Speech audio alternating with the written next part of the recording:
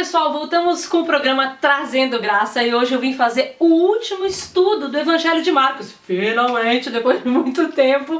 E é muito importante, pessoal, que agora vai vir a divulgação desse último programa, desse último estudo, porque faltava ainda um último estudo do Evangelho de Marcos, já faz mais de um ano, e eu vim agora fazer esse último estudo, e é legal você recordar, voltar aos outros estudos, ou você que não viu ainda, voltar aos outros estudos, porque o Trazendo Graça eu fiz do Evangelho de Mateus, fiz 3 do Evangelho de Marcos, vou terminar hoje ele, e vão vir outros estudos, outros livros, cartas que a gente vai fazer estudo, mas aí depois eu vou divulgando lá na minha página no Facebook, tá bem? Divulgo quais são os estudos que virão, e aí eu coloco no YouTube, onde a gente tem as redes sociais, tá bom? Vamos lá então? Gente, é o seguinte, só pra recapitular, por que trazendo graça? Porque eu vou na carta ou no livro e recolho ali passagens onde normalmente são mal interpretadas, onde a religião normalmente tira a graça daquilo e coloca a lei, né? Não identifica ali que são palavras de graça, e também coisas que são importantes de você saber, coisas que são importantes para te edificar. Eu não vou ler versículo por versículo de um livro ou de uma carta que eu vou estudar, não. Eu vou pegar trechos que eu acho mais importantes, trechos que são mais polêmicos, trechos que são mal interpretados, tá bem? Vou colocando assim. Depois, qualquer outra dúvida, nesses mesmos livros que nós estudamos, você pode colocar pra mim nos comentários, ou como muita gente se comunica comigo através de Messenger, enfim, tá bom? Vamos lá, gente. Em Marcos a gente parou lá, eu acho que, se eu não me engano, eu fiz até o capítulo 6, mas agora a gente vai pular lá pro capítulo 10, a partir do verso 25, tem uma coisa bem legal aqui pra gente falar. Então, Marcos 10, 25 diz assim... não, vamos começar do 23 para a gente entender. Então Jesus, olhando ao redor, disse aos discípulos: quão dificilmente entrarão no reino de Deus os que têm riquezas. Ele está falando ali do jovem rico que veio para ele e falou: Senhor, né, o que eu tenho que fazer para ser salvo? Quer dizer, a pergunta, qual foi a pergunta que ele fez? O que eu tenho que fazer para me salvar, né? É uma pessoa que quer se salvar. Jesus falou, bom, para a pessoa se salvar, ela tem que cumprir a lei. Essa é a resposta, né? E aí depois o jovem rico falou, isso eu faço. E aí Jesus tocou num dos pontos onde ele tinha cobiça, com certeza, né? Porque o jovem rico expôs a prática da lei dele no sentido daquilo que se vê, né? Mas a cobiça, que é o 10º mandamento, ninguém vê, né? E ele tinha com certeza a cobiça com relação às riquezas, e aquilo era um laço para a vida dele, ou seja, não dava para ele se salvar, tá? Versículo 24. Os discípulos estranharam estas palavras, mas Jesus insistiu em dizer-lhes: filhos, quão difícil é entrar no reino de Deus. É mais fácil passar um camelo pelo fundo de uma agulha do que entrar um rico no reino de Deus. 26. Eles ficaram sobremodo maravilhados, dizendo entre si: então, quem pode ser salvo? 27. Jesus, porém, fitando neles o olhar, disse: para os homens é impossível, contudo, não para Deus, porque para Deus tudo é possível. Então, o que eles falaram? Meu Deus, eles falaram, então quem é que pode se salvar, né? Como é que os discípulos falaram? Então, quem pode ser salvo? Jesus falou, aos homens isso é impossível. Essa era a própria resposta que o rico merecia, né? O rico falou, o que eu faço para eu me salvar? Assim, para você se salvar é impossível. Os homens não podem se salvar. Jesus falou, aos homens isso é impossível, mas para Deus tudo é possível. Significa que somente Deus pode salvar. Eu fiz um vídeo, pessoal, que eu falo muito sobre isso, sobre a vocação que Deus tem para salvar. E é muito importante você perceber isso, que na verdade quem nos salva é Deus. Nós não podemos nos salvar. E esse foi o problema do jovem rico. E Jesus depois ele dá essa definição aos discípulos, né? Ele diz, ao homem é impossível se salvar, mas para Deus todas as coisas são possíveis. Então não há porque você dá ouvidos a certos tipos de doutrina que coloca você debaixo de um jugo de servidão, onde você precisa se monitorar o tempo todo e ter medo de você mesmo por achar que são nas suas práticas que você vai ser salvo. Então aqui é graça, a gente está vendo graça aqui quando Jesus fala que ao homem é impossível, mas a Deus é possível, tá?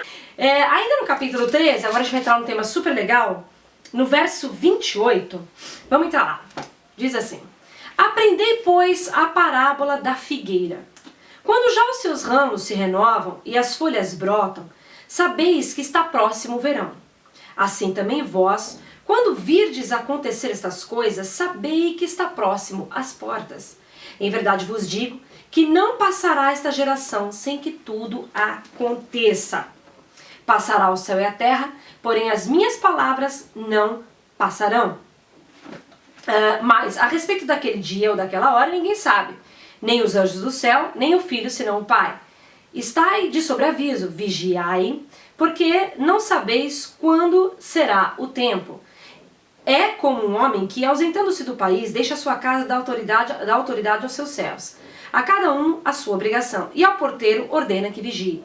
Vigiai, pois, porque não sabeis quando virá o dono da casa, se à tarde, se à meia-noite, se ao cantar do galo ou se pela manhã.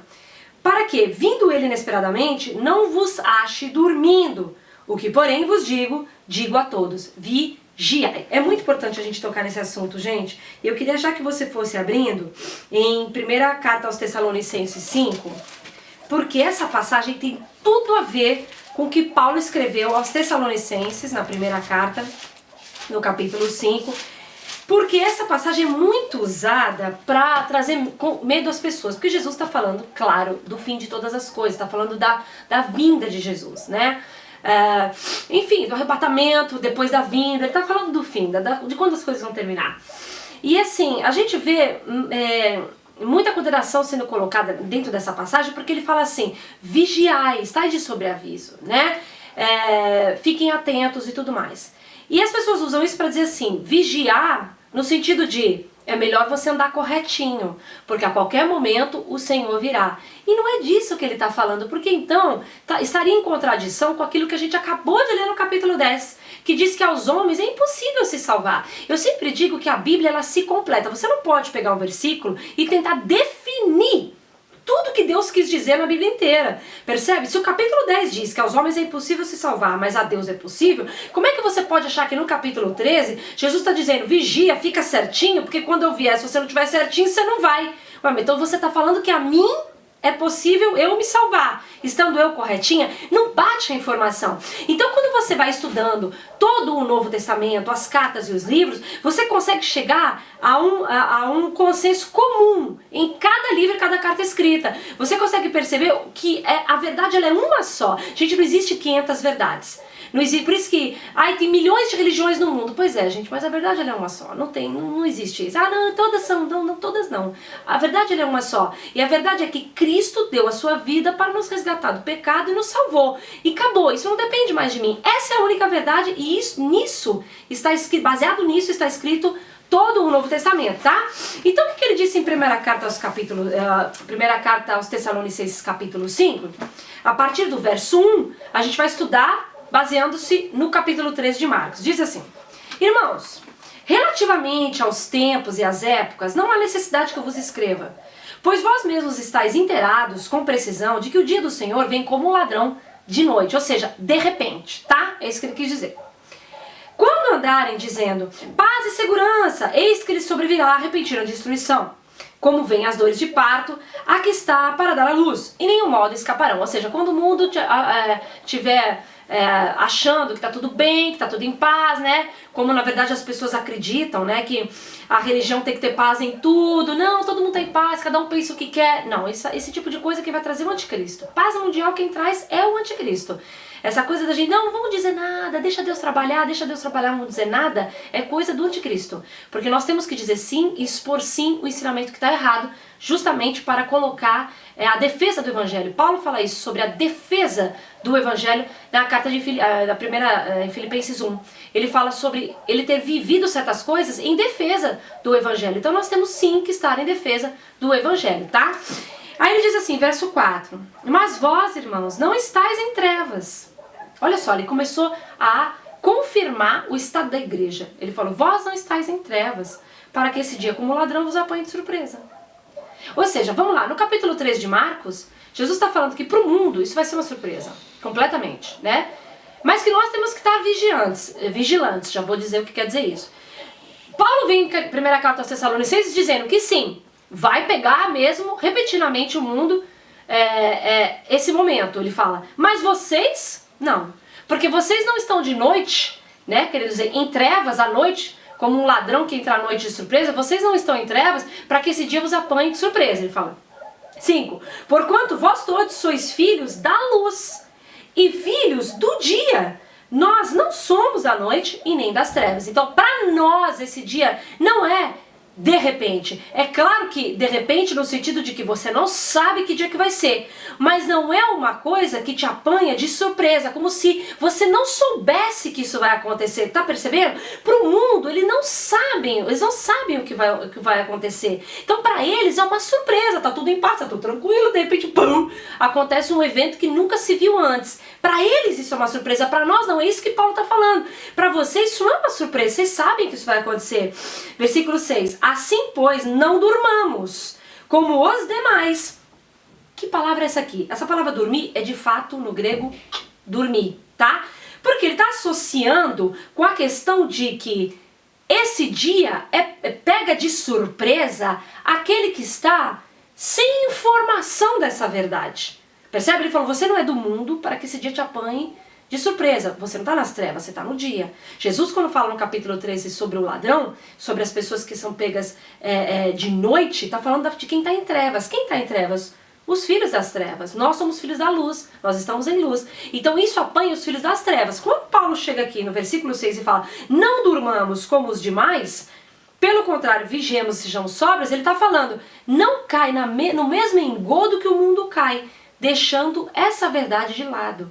Não entendendo que isso vai acontecer, ou seja, caindo no engano de que isso na verdade é conto da carochinha. É disso que ele está trazendo, porque, gente, presta atenção, naquela altura, e é muito importante você entender isso, as cartas elas são escritas na perspectiva das coisas que se passavam em cada cultura.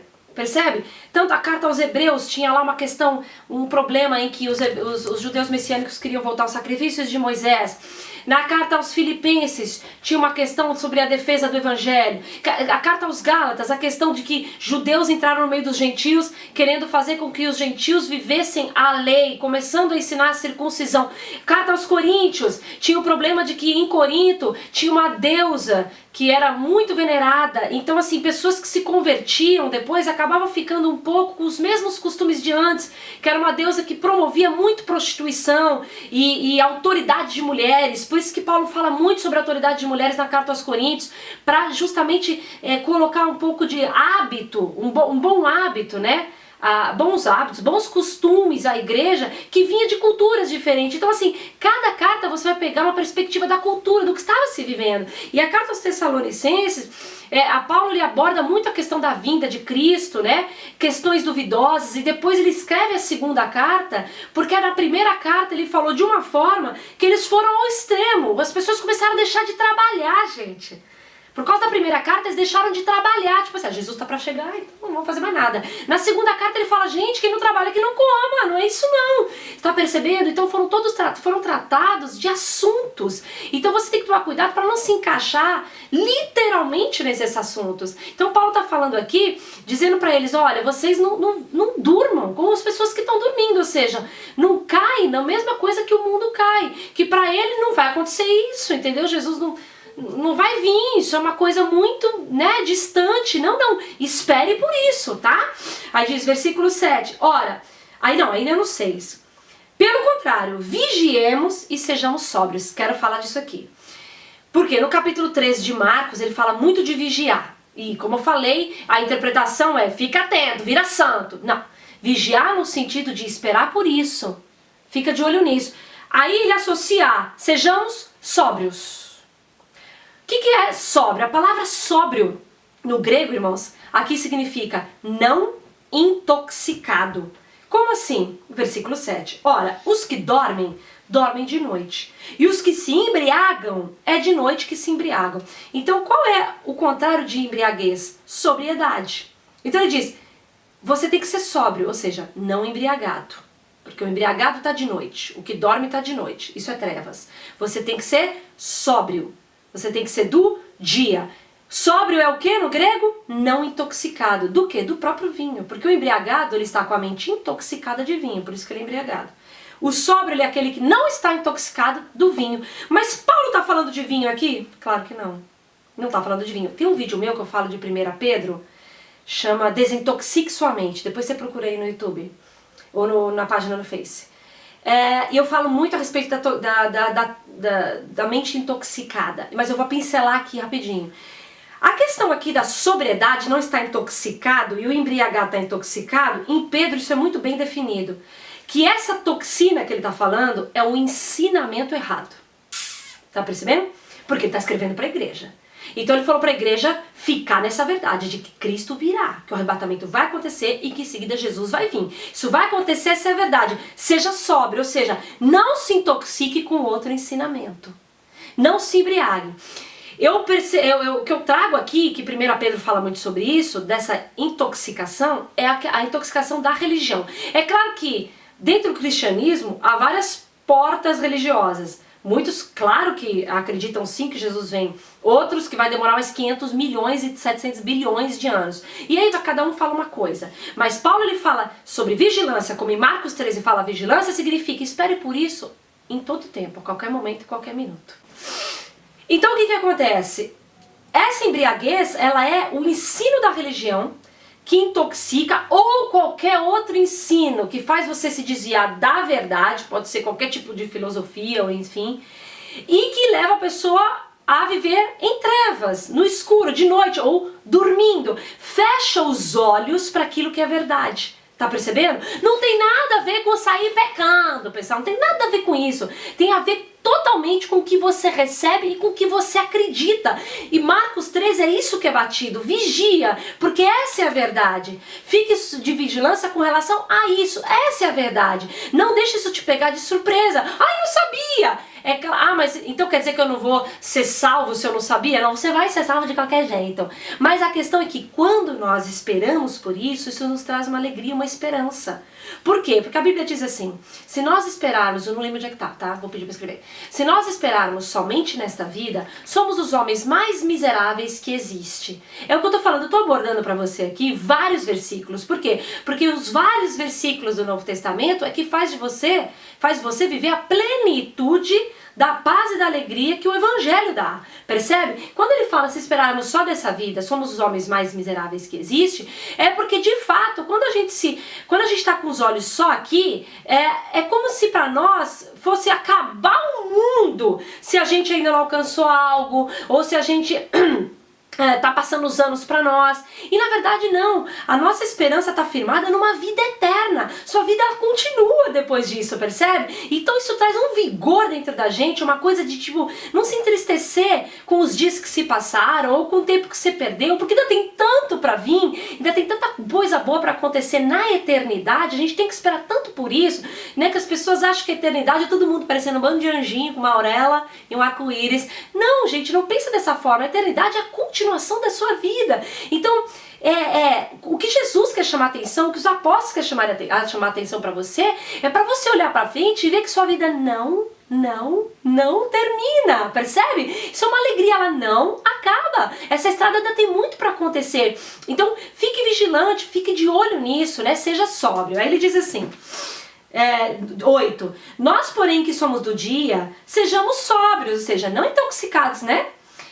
Revestindo-nos da couraça da fé, ou seja, não vai para as obras, né? O que é a couraça da fé? É você ficar sobre aquilo que você acredita, viver sobre aquilo que você acredita. Quando você crê certo, você vive certo. Fique sob a fé, né? Não vá pelas obras, não acredite que as coisas acontecem com base no que você faz. As coisas prosperam com base nas suas obras. Não, tudo é com base na fé, tá?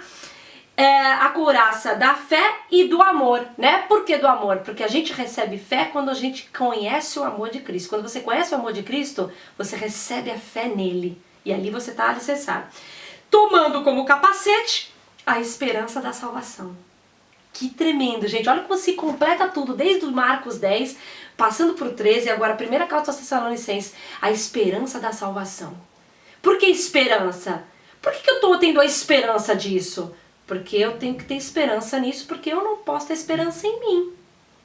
Tem que ser pela fé, a minha salvação é pela fé. Então a esperança da salvação, ele falou, põe isso como capacete. Por que capacete? Porque aquele que está embriagado está com a mente intoxicada. O sóbrio está com a mente não intoxicada ou desintoxicada. Ele está com o capacete da esperança da salvação. Ou seja, quando você crê que você vai ser salvo, quando você crê que ainda tem muita vida para você à frente, quando você tem esperança de que em você não é possível se salvar, mas você sabe que em Cristo você é salvo, você está com o capacete da salvação. Ninguém intoxica mais você. Qualquer outro ensinamento, se vierem com Marcos 13 dizendo pra você que se o sonho não estiver certinho no dia que Jesus vier, você vai ser pego de surpresa e vai pro inferno, se você tiver com o capacete da salvação, ninguém te engana desse jeito. Você tá protegido.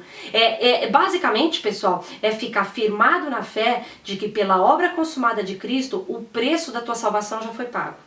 E se já foi pago, você não tem que pagar por ele 2 vezes, porque aí Deus estaria sendo injusto fazendo uma segunda cobrança. Então, você fica firme nisso e ninguém te engana mais, tá? Vamos até o 11. Porque Deus não nos destinou para ira. Isso é uma afirmação. Deus não nos destinou para ira. Então, Marcos 13 não poderia estar falando sobre ir para o inferno, tá? Deus não nos destinou para ira, mas para alcançar, mediante nosso Senhor Jesus Cristo, para alcançar, perdão, a salvação, mediante nosso Senhor Jesus Cristo. A palavra mediante é praticamente através de, tá? Ele nos destinou para, através de Jesus Cristo, alcançarmos a salvação. Então, coloca isso na tua cabeça e não deixa mais ninguém te intoxicar.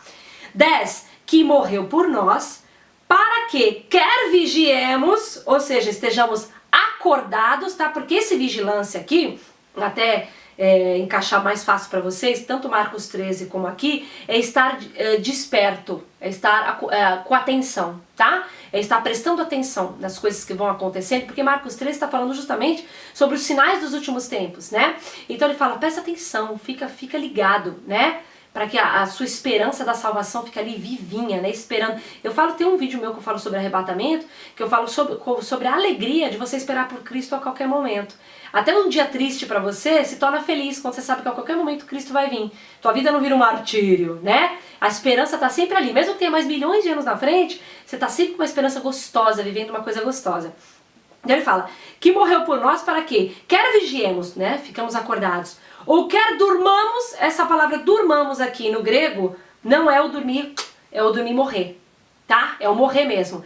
Quer vigiemos, acordados, despertados, ou quer morramos, como muita gente em Cristo morreu, né?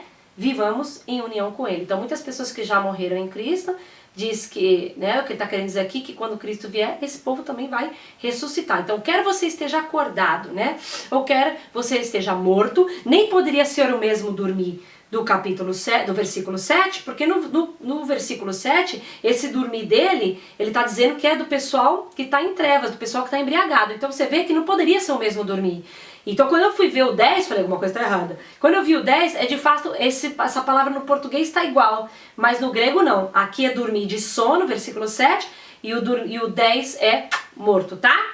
11. Consolai-vos, pois, uns aos outros e edificai-vos reciprocamente, como também estáis fazendo. Ou seja, fiquem todos consolados com essa palavra, né? Que de qualquer modo, se você estiver morto ou vigiando, seja ou acordado, desperto, você será salvo, ele virá, tá? Então voltando para Marcos 13, eu falo rápido porque a matéria é extensa, qualquer coisa você volta 500 vezes, tá bem?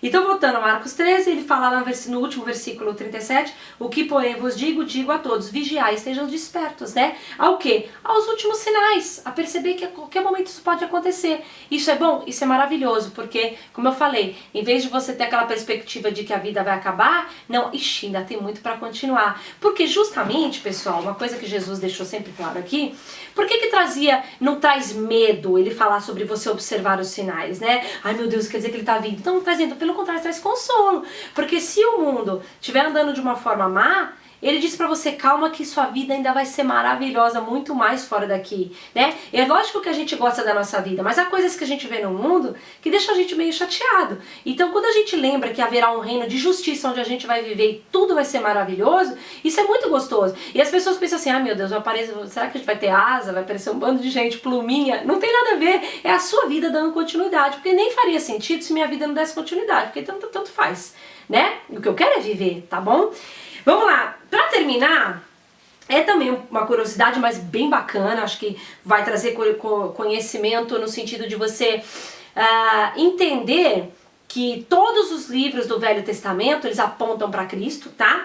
Que é Marcos 15, 25, a partir do Marcos 15, 25, uma coisa muito interessante aqui, gente, que diz assim, tô no 14, peraí, 15, 25...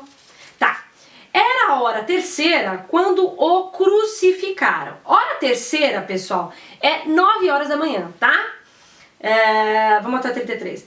E por cima estava em epígrafe a sua acusação, o rei dos judeus. Com ele crucificaram 2 ladrões, um à direita e o outro à sua esquerda.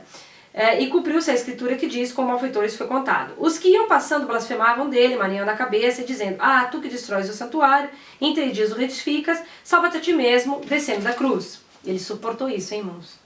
De igual modo, os principais sacerdotes com os escribas, escarnecendo entre si, diziam, salvou os outros e a si mesmo não pode salvar-se. Ou seja, ele estava tomando o meu lugar, né? Ele estava tomando o meu lugar e eu é quem não posso me salvar. Então ele estava ali, direitinho, morrendo a minha morte. Desça agora da cruz o Cristo, o Rei de Israel, para que vejamos e creiamos. Também os que com ele foram crucificados o insultavam. 33.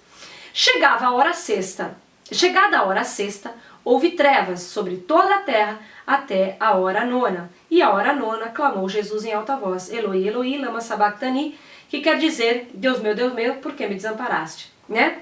Bom, o que eu queria falar aqui para não estender muito, né? Então no Velho Testamento, o sumo sacerdote entregava um animal às 9 da manhã, sacrificava um animal às 9 da manhã, para a remissão dos pecados, e às 3 horas da tarde sacrificava outro, para remissão de pecados. Todos os dias, irmãos, às 9 e às 3 havia sacrifício para a remissão de pecados do povo. Ele pegava aquele sangue e jogava em cima do propiciatório, que era a arca da aliança, todo dia. 3 da tarde, 9 da manhã e 3 da tarde. E a gente vê aqui, em Marcos 25, ele fala que a hora terceira, quando o crucificaram, às 9 da manhã, quando colocaram na cruz. E na hora nona, que é aqui no 33, aqui no 37 a gente vê que nessa hora ele expirou, né? Ele enche os pulmões de ar e entrega o espírito. Então, a hora terceira ele foi crucificado e na hora nona, que é às 3 horas da tarde, ele morreu. São 2 horas que foram evidenciadas aqui nos evangelhos, né? 9 da manhã ele foi crucificado, 3 horas da tarde ele morreu. E justamente eram as horas onde 2 animais eram entregues todo dia no templo para remissão de pecados. Isso é muito legal, porque isso aponta para o Cristo. E aí você pensa assim, mas para mim, qual é a diferença?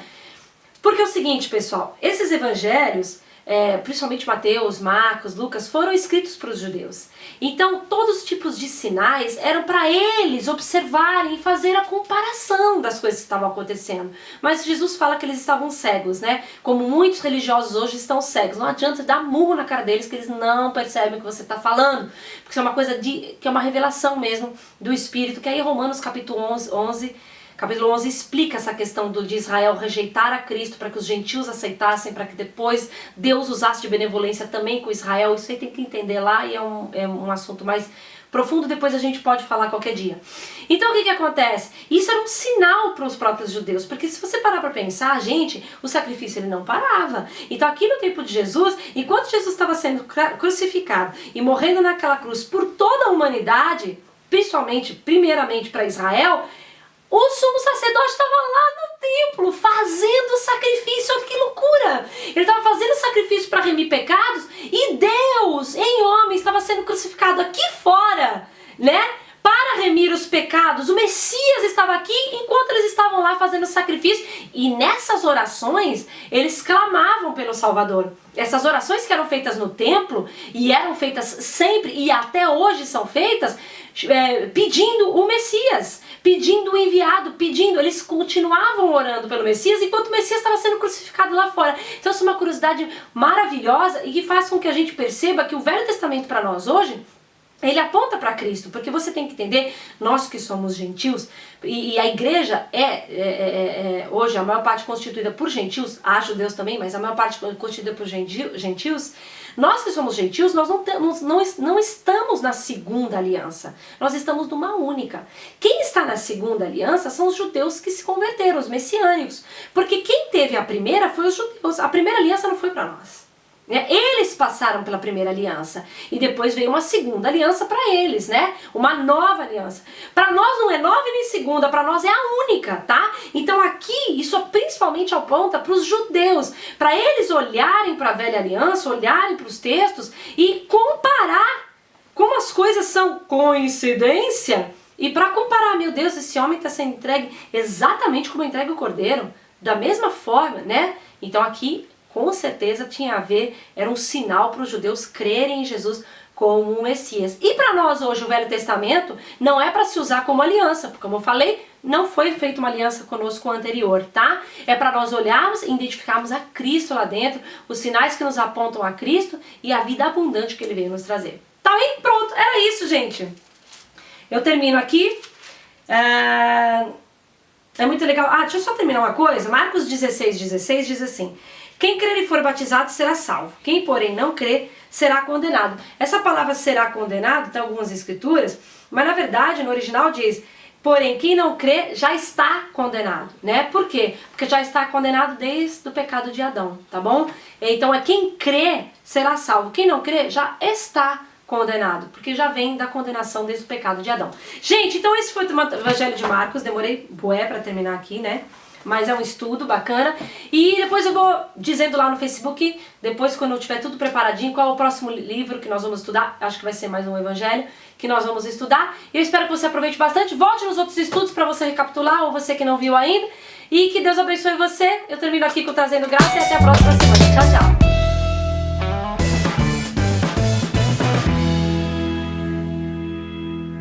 Olá pessoal, estou aqui para convidar vocês para seguir a minha página no Facebook e subscrever o meu canal no YouTube para que você receba a palavra de graça. Nós temos colocado muitos vídeos edificantes. Não deixe de nos seguir, as informações estão aqui e é para abençoar a sua vida.